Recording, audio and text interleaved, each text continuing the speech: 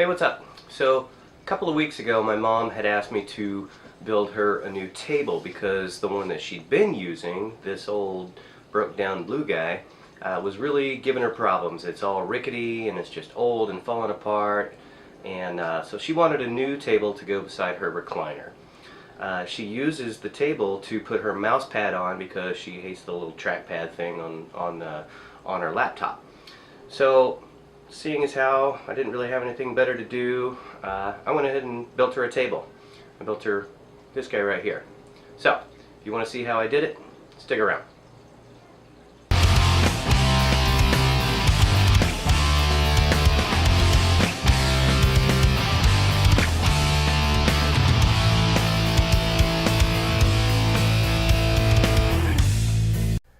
I started with a simple SketchUp model of the table I wanted to build.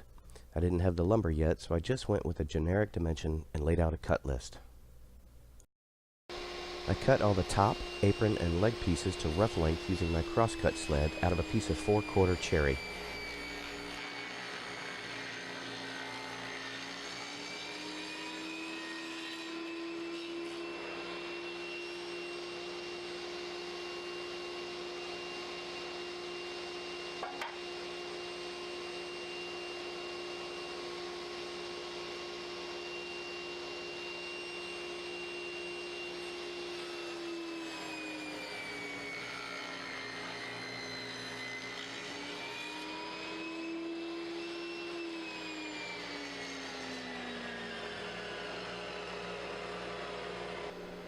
I took all the pieces to the jointer and jointed one edge.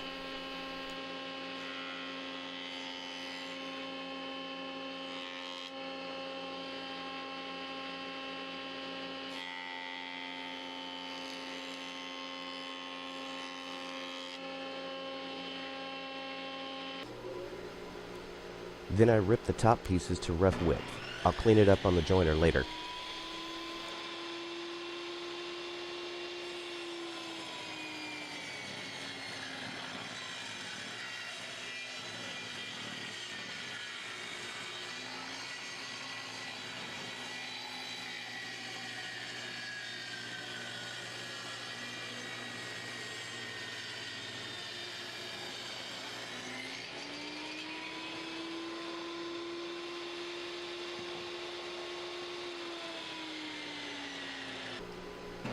And this is ripping all the leg pieces and apron pieces to rough width.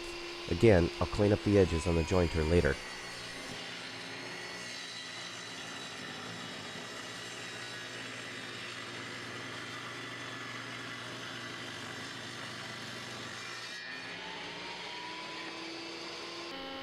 After ripping the pieces down, I jointed one face square with the edge I jointed earlier.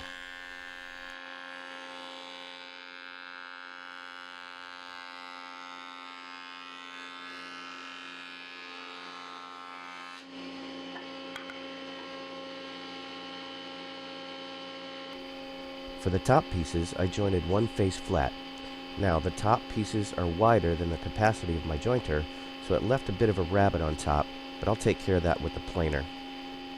You'll notice that the guard is removed, so if you're going to do this, be very careful.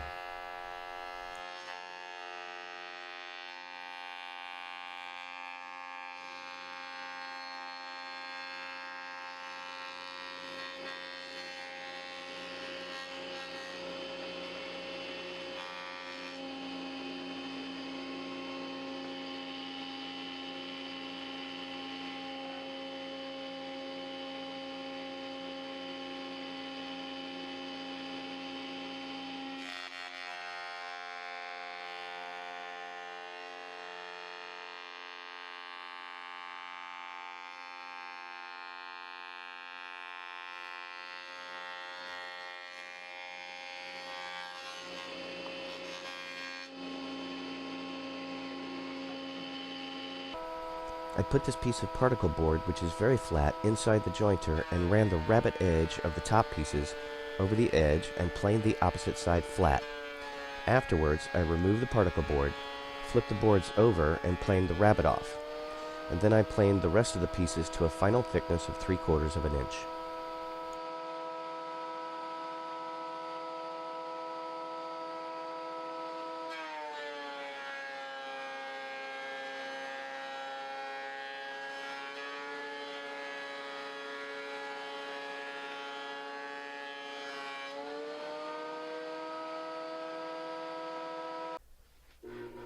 Then I cut the 2 long apron pieces to the final length at the miter saw.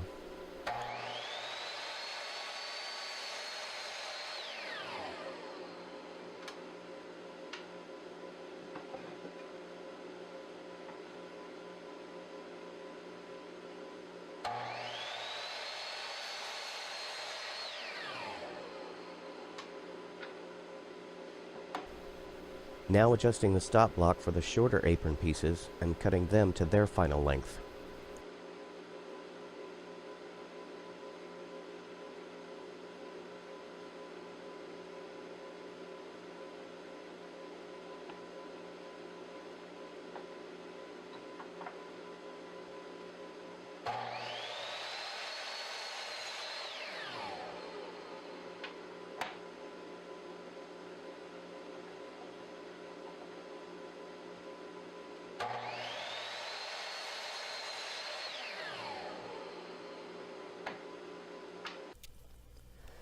No one likes to watch it glue up, so I channeled my inner flash and glued up the top in about 17 seconds.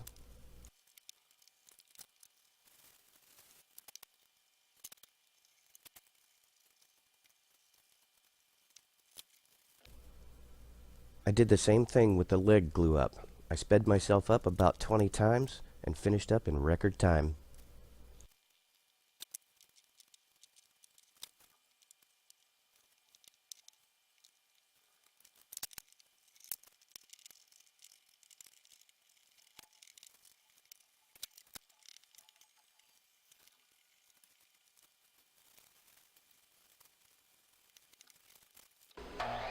After the glue dried, it was time to trim off one end square and cut the legs to their final length.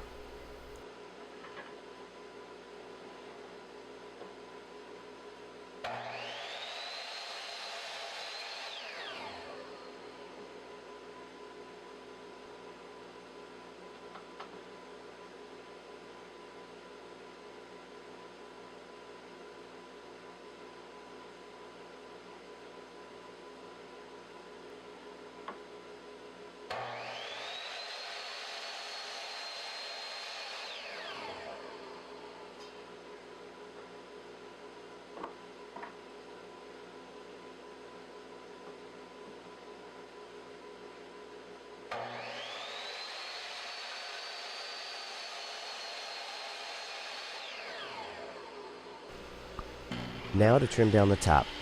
I first trimmed off one edge square, then moved it down to cut it to its final length. I had to remove the back fence part of my crosscut sled to accommodate the width of the top.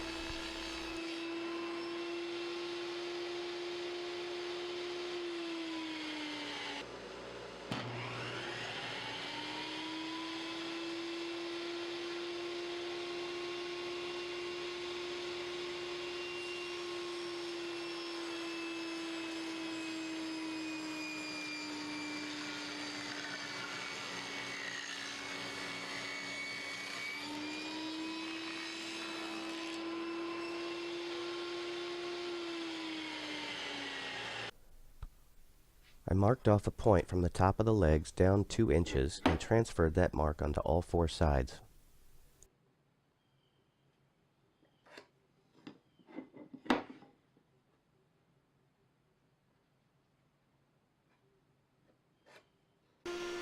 I used a 1/4 inch roundover bit in my router table to round over the legs. I started on the bottoms where the end grain is to minimize tear out.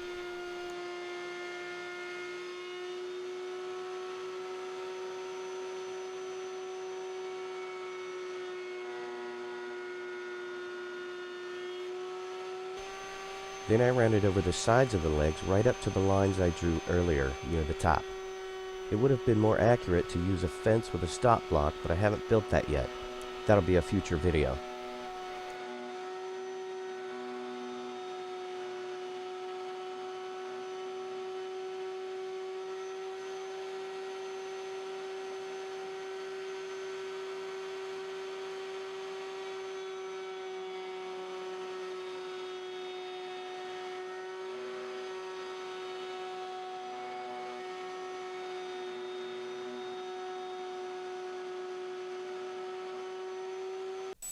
Then I used my super speed again to round over the edges of the top. and more super speed for sanding, because that's really boring anyway. Then I gave everything a coat of boiled linseed oil just to make the grain really pop. But I did that at my normal speed.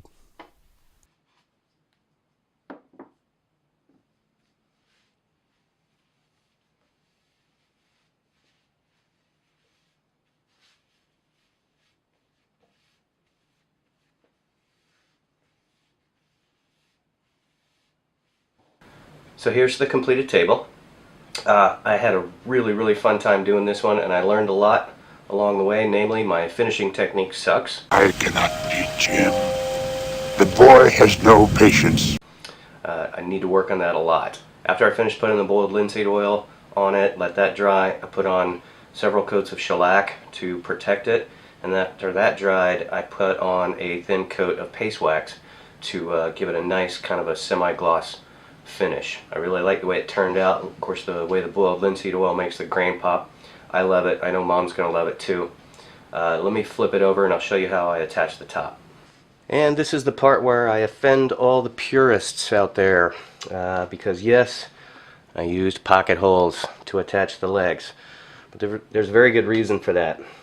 Number one, my mom lives in Oklahoma and I live in Virginia, so the only way that I could get this there is either, number one, my wife would take it there, or number two, and the option that we're pretty much left with simply because of my job and where it's going to take me soon, is to mail it. So, using the pocket holes, I can just take those out, put the screws in a baggie, lay the legs down in here, and then wrap it all up and send it out. So that's what I'm going to do, that's what I'm going to go with, and that's why I use pocket holes. To attach the top to the apron and the legs, I use these little, they're called Z-clips, and they just fit into a slot right there, and then that gets screwed down to the tabletop itself. It's not actually physically attached. The apron is not physically attached to the table, nor are the legs, except with these little metal brackets. Doing so, though, will help for seasonal expansion and contraction. As the wood swells and shrinks, it'll have somewhere to go because it's not physically attached to the top. Alright, I'm going to call this one done. Like I said, I had a lot of fun building this one, and I learned a lot along the way. This is my very first piece of, well, I'm not going to call it fine furniture. We'll call it semi-fine furniture. I'm still a novice at building tables, but I think if I build more, then they'll get better. But that's kind of what this is all about. Live and learn. Anyway, I hope you enjoyed the video. Thanks for hanging out with me, and make sure you hit that subscribe button down there as well. Until next time, see you later.